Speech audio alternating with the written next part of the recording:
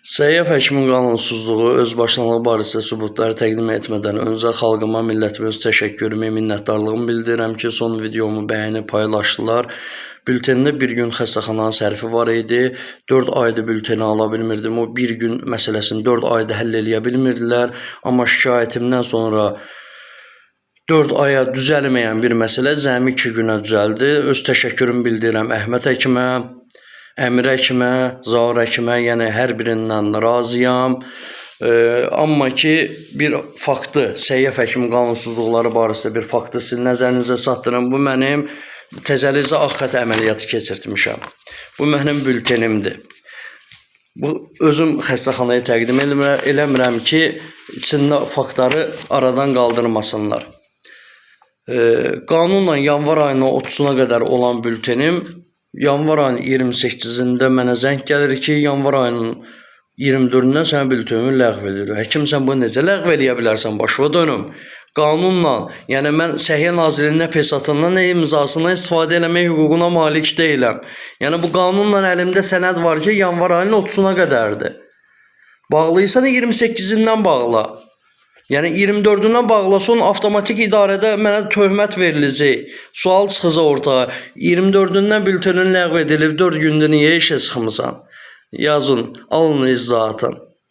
Yəni bu mənə qarşı Teyyib Sultanov tərəfindən qurulmuş bir oyun idi.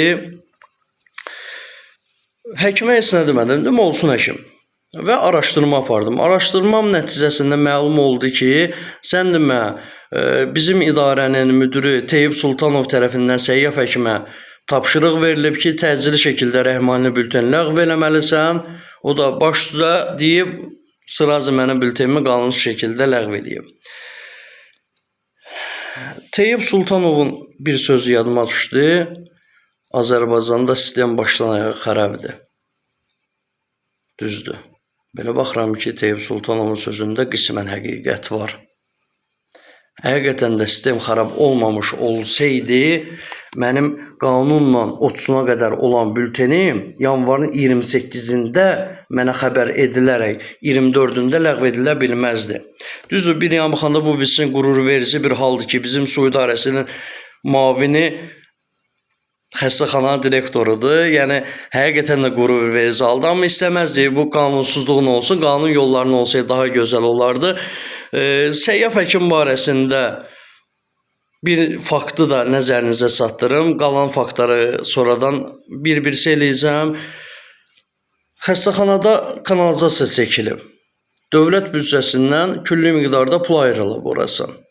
Amma nə qədəsi sərf edilib, mən özüm həmin layihədə işləmişəm. Nə qədəsi işçilərə verilib, nə qədər materiala verilib və nə qədəsi ciblərə gedib. Yəni, hər birini çox gözəl bilirəm. Mən istəmirdim bu videonu paylaşım. Mən gözləyirdim ki, çünki mənə söz verilmişdi. Birincisi, qanunla 3 aydan 6 aya qədər mənə ağır iş olmaz deyənə mənim işim dəyişilməli idi. Səyyaf zəng vurub bizim müdürə tapşırmalı idi ki, işin yüngül işə qoy, çünki ağır iş olmaz buna. 6 aya qədər 1 kilodan artıq dediklərinə əməl eləmədilər. Dedilər, 1-2 günə bülten pulun veriləcək, yenə dediklərinə əməl eləmədilər. Mən də məcburam ki, əgər bizim idarənə xəstəxana birləşib mənə qarşı oyun oynayırlarsa, problem yoxdur. Yəni, mənim heç kimim yoxdur Allahımdan başqa. Heç kəsim yoxdur Allahdan başqa. Mən başda Allahıma, yerdə də qanunlarıma, dövlətimə güvənirəm və xalqımın dəstəyinə. Öncədən təşəkkür edirəm. Xahiş edirəm videonu bəyənin, paylaşırsınız ki, cənab prezident də agah olsun bütün bu məsələlərdən.